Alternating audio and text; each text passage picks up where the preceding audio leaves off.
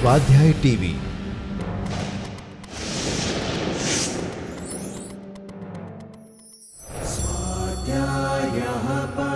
Doctor Baba Saheb Ambedkar open university.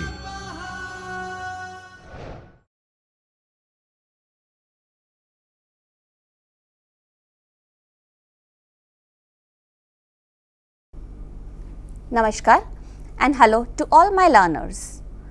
Myself, Dr. Ava Shukla from Baba Saheb Ambedkar Open University would like to speak upon communication in mass media. All of us are very much well versed with the word mass media nowadays. And when we talk about communication in mass media, it means directly reaching to a very big mass and making them understand, making them happy, making them reach your ideas to itself. So first let us begin with the meaning of mass media and communication. First, talking about communication, it's a two-way process of reaching a mutual understanding. When we say mutual understanding, what does it mean? It means that what I am trying to speak should directly reach into the minds and heart of the learners or the receivers to whom we tend to receive our messages. It is an exchange of our information. It may be some news, it may be some ideas or feelings. That means what I am trying to encode should be decoded in the receiver's minds. What should be decoded in the receiver's minds? What does it mean when we say it in context of mass media? When we say mass media, it is some audio, some visual or some print media. What does audio media mean? Audio, we all know about radios nowadays. We have heard radios. We know FM Mirchi or Radio FM, through which we get some entertainment, through which we get some live or direct information regarding happenings in the nation, in the state, in a city or even worldwide. When we say video, what is video? All of us know what computer is, what a display board is, what a hoarding on the roadside is.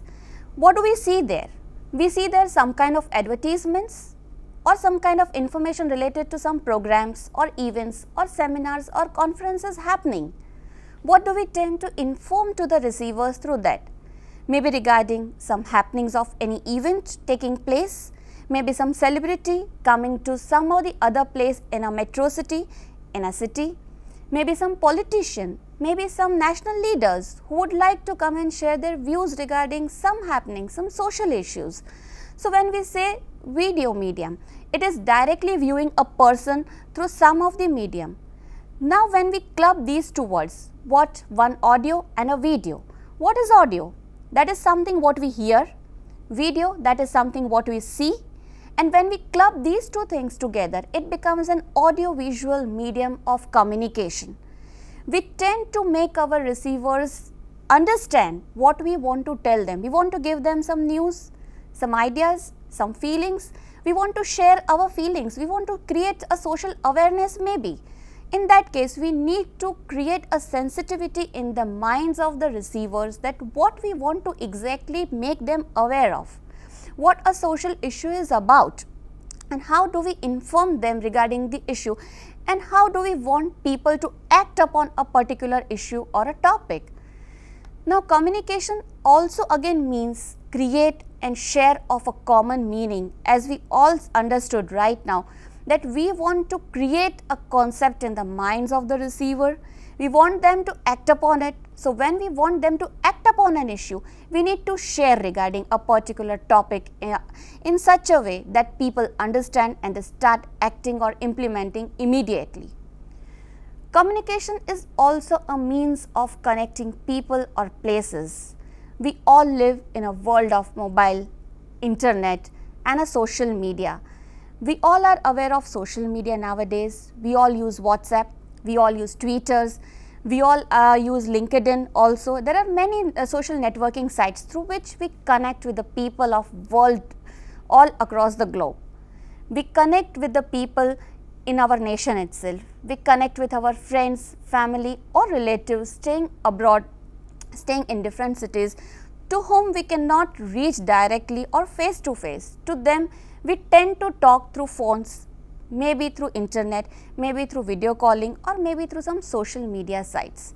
We connect even unknown people through these kinds of social networking sites or through social media or through a medium of television and come to a common platform where we make them understand or make them reach to some ideas. Communication or social media is also used, or mass communication is also used in business. It is a key function of management. An organization cannot operate without communication between different kind of levels or maybe different departments or employees belonging to same platform in different departments itself. Communication requires what? When we say we want to communicate to mass, it means we need one sender, we need a common message, we need a channel through which it is to reach to the people, and a recipient or a target audience to whom we want the message to be received. Now, who is a sender? If we tend to send through some television medium, through some print media, through some audio media like radios, then the owner or the source of communication will be the type of medium. What is the message exactly? The message may be some entertainment, it can be some idea, it can be a concept, or it can be a news. For example, the earthquake recently that happened in Nepal, in a fraction of a second we were aware about the happenings or mishappenings in the country itself in Nepal, and people could reach to help the country or the people who are suffering from earthquake over there. It was possible because a message was communicated through mass medium. The mass medium used was television, it was mobiles, it was social media, it was print media, even in forms of internet information, and the recipients were all the people who are staying in the world and they would like to come to help the people of Nepal. Communication can occur across vast distances in time and space. It has no limitation of time and space, friends. When we say communication, the communication can happen at any moment. It is not limited to a space nowadays. It is not limited to space because we talk about mass media. Mass itself means reaching to maximum people, to reaching to maximum target audience to whom you intend to communicate what exactly you want to say or what exactly you want to communicate. The communication process is complete once the receiver understands what the sender's message is. How we understand that our communication is successful, or we have directly communicated, or people have understood what we want to tell them? It is completed, or it is tend to be succeeded when the sender's message is exactly perceived to the target audience, or they understand what we try to say, or it is conveyed to them in a proper language, in a proper format, and in proper information level. Now, when we say communication in mass media, it has basically three primary steps to follow. One is thought. What is thought? Thought is firstly the information that comes in the mind of a sender. What is it? It can be anything. It can be a gimmick. It can be a sensitive issue. It can be some entertainment. It can be a concept or a sensitivity regarding some social issue. All these together content or become a feeling or a medium through which we want to communicate. Now, the second step is encoding. Once a feeling or concept or idea is there in the mind of a sender, it needs to be encoded. How do we encode? It is a message that is to be sent to the receiver. How? Maybe in terms of symbols, maybe in terms of drama, maybe in terms of dance, maybe in terms of write-up, or maybe in terms of some audio or a visual media. The third step, which is very much important, is decoding. What is decoding? That is, finally the receiver translates the words, symbols into the concepts or information that a person can understand. That is exactly what we want to do. We want the target audience to understand what we are trying to say, friends. And that happens when the decoding is done appropriately in terms of what the encoder or the sender wishes to. Now there are some communication models which we will discuss further. The first model which we would like to discuss is the major model of communication which was introduced by Shannon and Warren Weaver for Bell Laboratories in 1949. So we can understand that the basic concept of communication has developed since so many years. It's since 1949 that people have understood the importance of communication in terms of mass media. Often referred to as the transmission model or standard view of communication, this model was developed by Shannon and Weaver. Here there are some elements which we need to discuss, but before that let us have a look on the PPT. Shannon and Weaver model of communication. See, here we can see very nicely there is a sender, there is a receiver, there is a message which a sender wishes to send to the receiver in terms of different medium, in terms of different channels.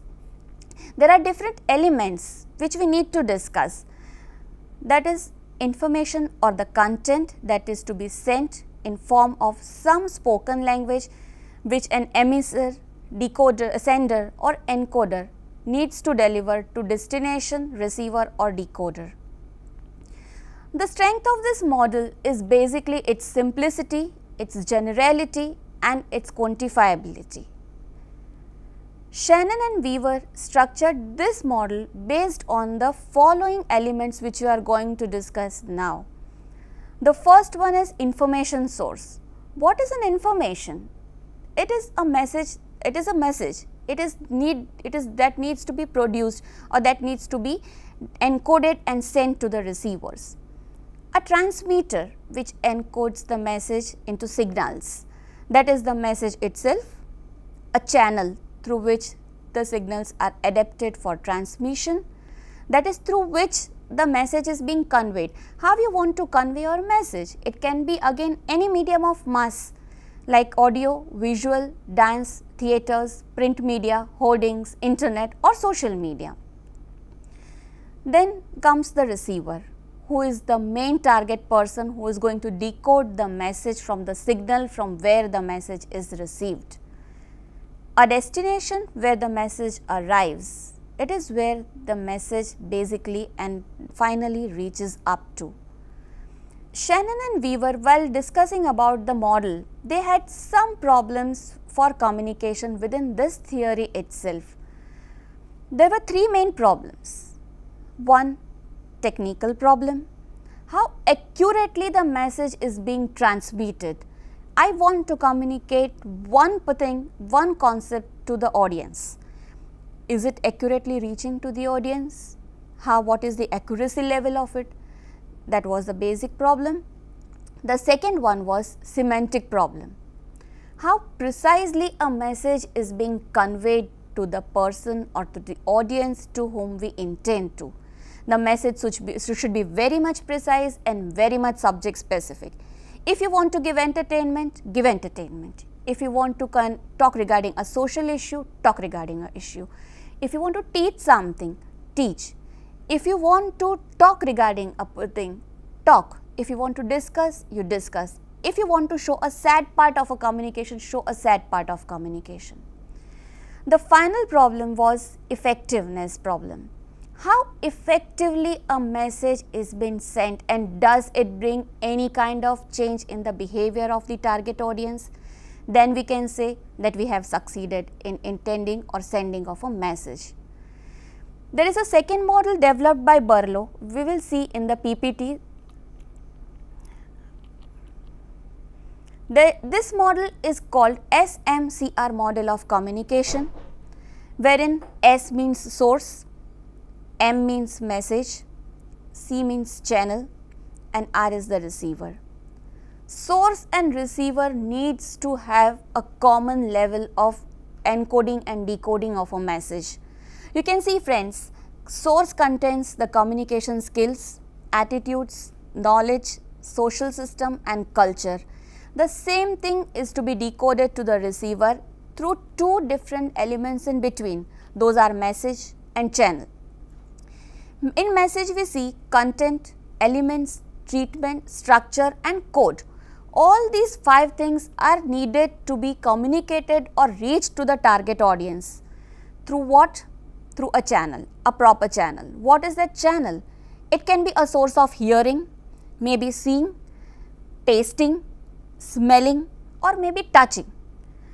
Any of these channels can be used to convey to the receiver what exactly we intend to or what exactly we need to reach to the level of the receiver. Through this model, we directly understand that SMRC is very much important when we talk about mass media or mass communication. In the next PPT, there is a different kind of cartoon which is shown, and this PPT shows the communication major dimension scheme. Here there are 2 people whom you can see. One is emissor, the other is the destination. When an emissor is trying to say it's a tree, that is a content. Does the destination understand what he is trying to say? Does the target audience understand what we are trying to make them understand?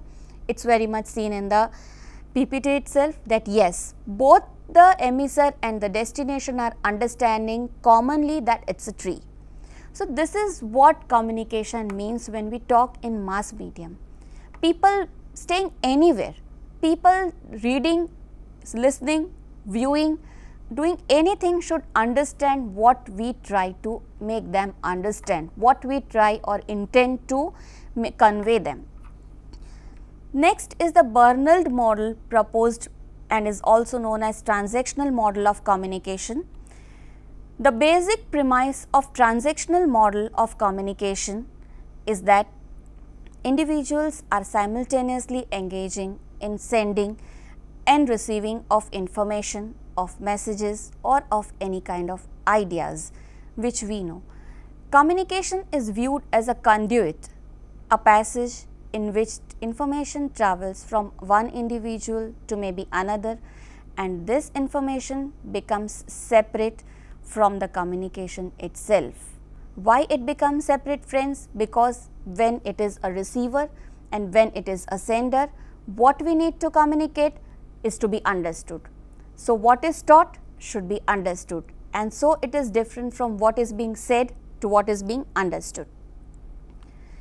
A particular instance of communication is called a speech act. What is a speech act? How we try to understand the receiver's mindset. Do we understand the receiver's mindset before framing a particular message? So we need to speak in that particular format. If you target a particular age group, maybe you say teenagers, you need to come to the level of teenager and speak what they like and make them understand regarding a specific idea or specific concept. If you are speaking to a people residing in village area, maybe of a state, maybe we call it Gujarat state, if we go to a village and start speaking in English, will the people connect to you? They will not connect to you. They will love to listen or understand or be friendly with you only if you speak in their local language. This is speech act. You make them understand what you want to say in their regional language, they will get connected to you. Being in India, we maximally find all our TV channels, television channels has become a very big and a drastic change bringing mass medium nowadays. We all are very much friendly with the reality shows, with the serials, with the news channels, with sports channels, with maybe religious channels also. In which language do they speak? Basically, they speak in Hindi. At times, the regional channels speak in the regional language. Why it happens? So that they connect directly to the minds and hearts of the people. It develops a thought process in the minds of the people. You connect to the culture, you connect to the gender, you connect to the regional areas also, and so you understand, you start behaving, the receivers start behaving like the characters who are portrayed in the media or in the television or maybe in the theaters, in the live shows, anywhere. People feel themselves to be the part of that, and so they act upon it, they start behaving accordingly. So the speech act is very much important, friends. The sender's personal filters and the receiver's personal filters vary depending upon the regional traditions, culture, gender, which may alter the intended meaning of message contents. That means what I mean to say should be understood by the receivers. So, what I filter while saying should be filtered in the brain of the receiver while speaking. Now, when we talk about communication in mass media, there are different types of communication in mass media. The first one is non-verbal communication. What is non-verbal communication? That does not include speech, that does not include any kind of messages. Messages it does, speech it does not. Why? Because the non-verbal communication includes chronemics, haptics, gesture, body language, posture, facial expressions and even eye contact. What is chronemics? Chronemics is art of touching. When you see serials or when you see television or when you see some live shows or even movies, every time there is no dialogue delivery, but by the touch you understand whether the two characters are fighting, they are loving each other, they are friends, they are talking to each other, it's a formal meeting, it's informal meeting, shake hand, it's formal, you give a hug to your friend, it's friendly, it's informal. What is a gesture? Gesture, my body language speaks, my posture speaks, what I intend to say speaks. What is haptics? Haptics is time. What is the time of communication? Non-verbal communication is done by haptics. Afternoon you feel hungry, the time speaks. Morning you awake, you are fresh, the time speaks. At night you sleep, the time speaks. Facial expressions. What does a facial expression mean? All of us know that. You smile, you are happy. You are sad, you cry. Even your face when you cry or when you are sad, you don't need to express, you don't need to speak, it's just expression.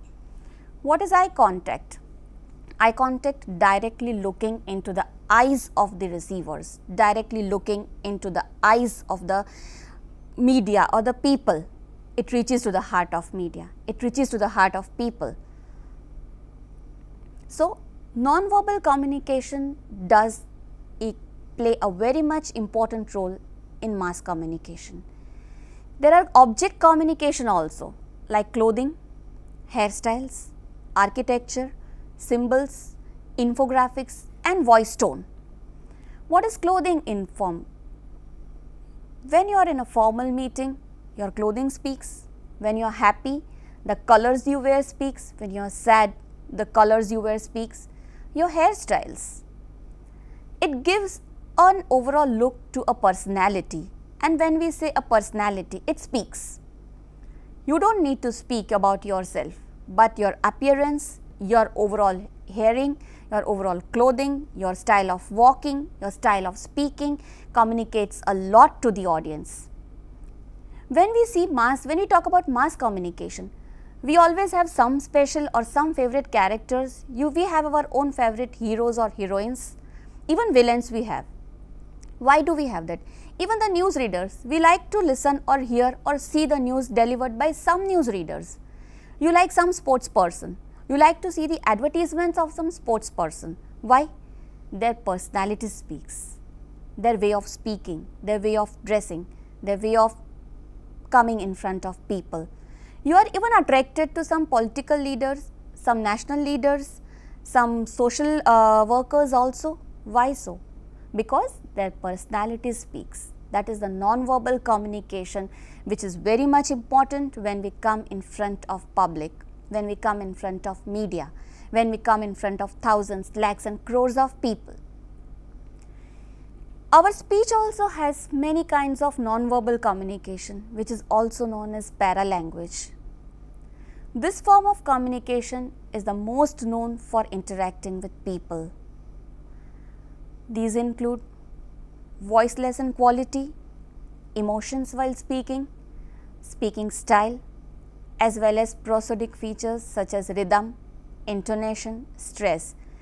It is through voice what we try or intend to make the target audience understand what expression we want to show to them. Research has shown that up to 55% of human communication occurs through non-verbal and just facial communication, and the remaining is by the paralanguage and very little by the words or expressions which we show through speaking. Written communication, non-verbal communication elements such as handwriting styles, spatial arrangement of words, and the use of emotions to convey emotional expressions in pictorial form. All these are included in non-verbal communication. Now let us talk about verbal communication. What is verbal communication? It should be effective first of all. Effective verbal or spoken communication is dependent on number of factors and cannot be isolated. Important interpersonal skills such as non-verbal communication. You cannot just say that I am speaking. If monotonously I am speaking, the listening skills and clarifications may affect. The listeners or the viewers of the programs, or maybe people who are listening to you through just audio, through just radio, they will not understand what you are trying to tell them, what you want to communicate them. So, every time when we talk about verbal communication in mass media, it is associated with non-verbal communication also. Human spoken and pictorial languages can be described as a system of symbols.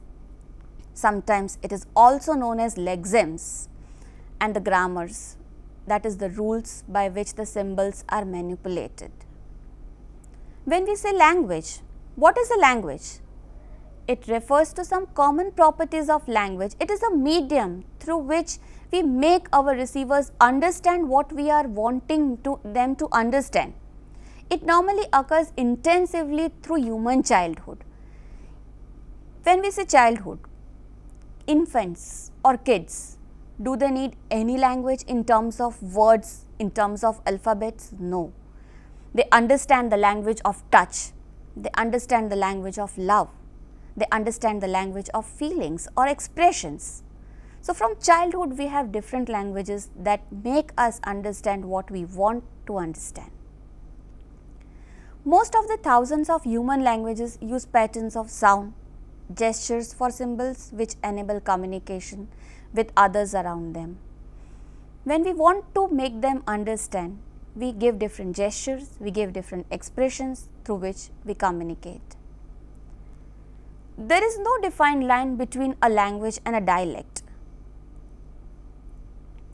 Constructed languages such as Esperanto, programming languages, and maybe some mathematical languages, all these together form necessarily restricted to properties shared by human languages.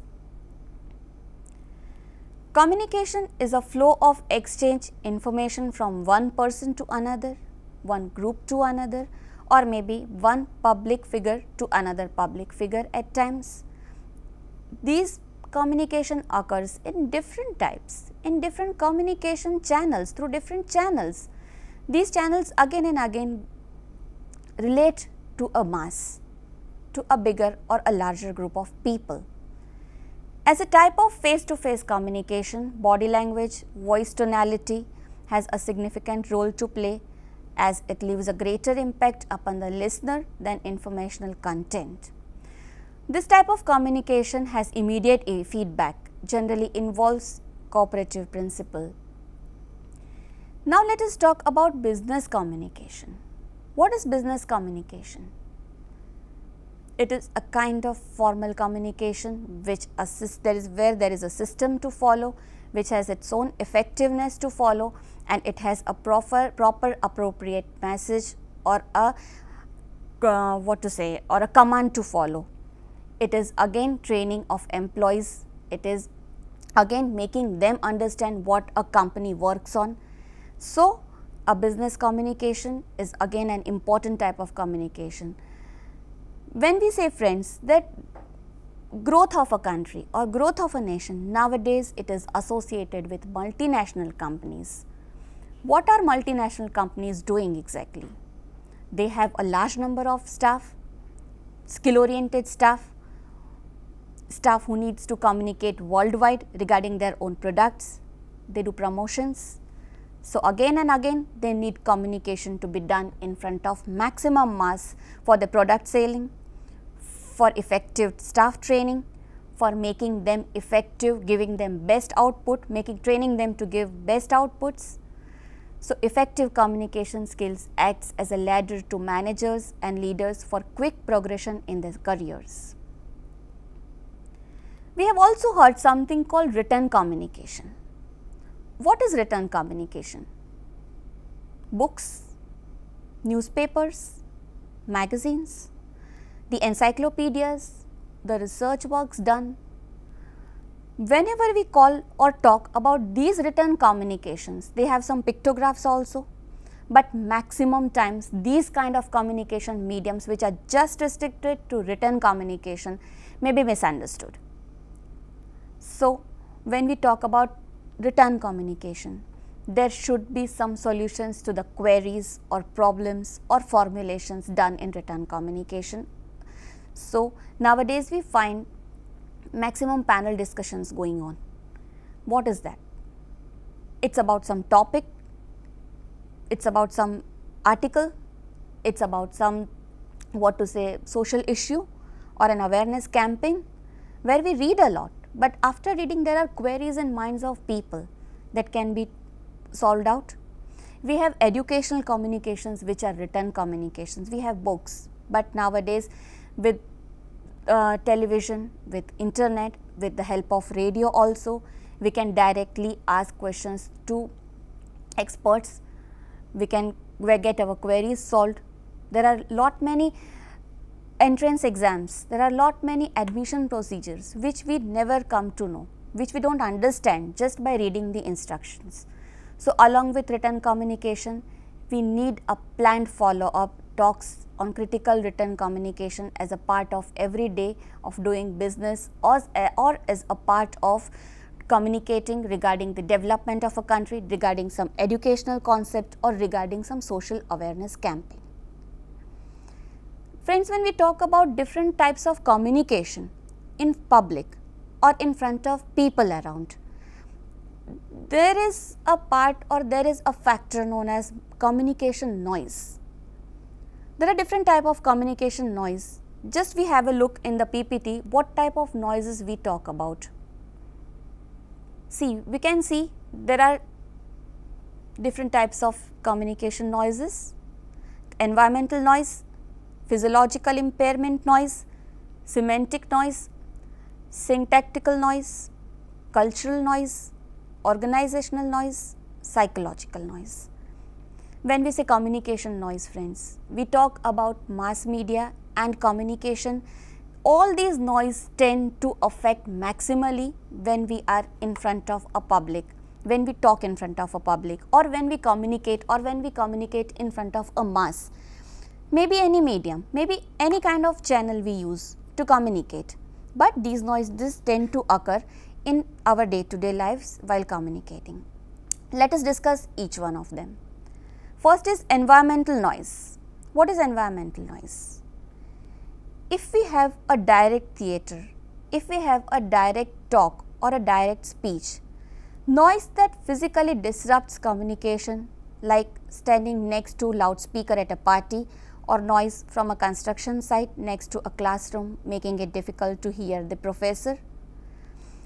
Even in studio while we are talking, if we have some disturbances in sound, it will be considered as environmental noise, as it affects the hearing, it affects the listening of the receiver. The next one is physiological impairment noise.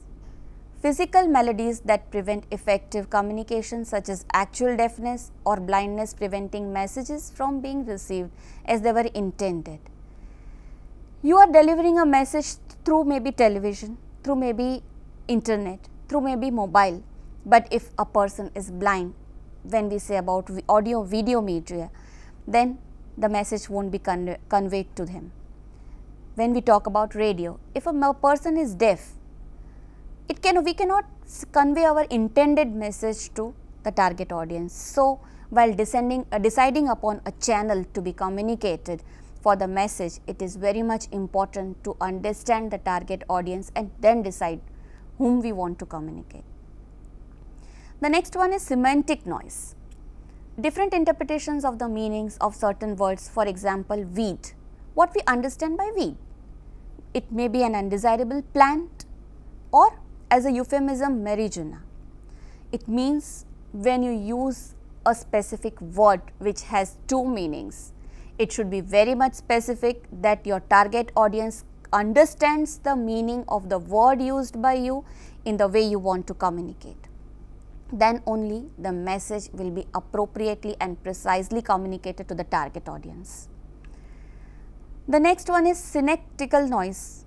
Mistakes in grammar can disrupt communication, such as abrupt changes in verb tense during a sentence. When we speak in front of public, when we speak or deliver a dialogue or sing a song, the meaning changes, or even if you perform in front of a stage or you say something, the grammatical mistakes changes the entire meaning of the sentence you want to convey. You should use properly framed sentences, proper tones of voice while you want to say something. Your voice modulation should convey the meaning you want to convey. The next one is organizational noise. Poorly constructed communication can prevent the receiver from accurate interpretation. For example, unclear and badly stated directions can make the receiver even more lost. For example, if you are trying to show a recipe to be prepared in the television, you are demonstrating it. But while demonstrating, if you miss your sentence, or if you mix your words, or if you mix your recipes while saying, you ask them to put sugar in place of salt, the entire recipe changes, the entire motive of conveying a particular kind of recipe changes. So, it can make your receiver lost from exactly what you are wanting them to convey, what you want them to make while giving a demonstration. So, organizational noise should be restricted while planning for mass communication. Cultural noise. Friends, it is again a very important noise, kind of noise, which while communicating we should understand. Stereotypical assumptions can cause misunderstandings, such as unintentional offending. Like, for example, you are wanting to communicate a particular kind of message, maybe a message of death, but if you convey it smilingly or laughingly, what will happen? Or you are going in temple, you are going in mosque, or you are going in a church, and you don't follow the praying procedures while going in a specific religious place, and this you show in mass media, what effects it will have? All of us know that news channels at times highlight a statement spoken by a public figure. It can be a celebrity, it can be a political person, it can be a person from maybe some multinational company, and if they speak something wrong or if they offend, what do we do? What does the media channels do? News channels do. So, this kind of communication or this kind of cultural noise should be restricted. The next one is psychological noise. At times, we are very much rigid regarding our thoughts. We don't want to change. Certain attitudes can also make change or communication difficult. For example, if I am in anger or I am sad, it may affect my focus on the present moment. It may affect the type of message I want to convey to the receiver. So, we should be very much specific psychologically also what you want to convey to the public, what you want to convey to the target audience should be very much subject specific. These were the different types of communication noises which we discussed about. So, today we discussed regarding the meaning or concept of mass communication and communication. We discussed about different models of communication. We discussed about different types of communication in mass and the noises or the disturbances which occur in mass when we talk about. Right? Here I end my lecture today. Thanks for listening. Namaskar.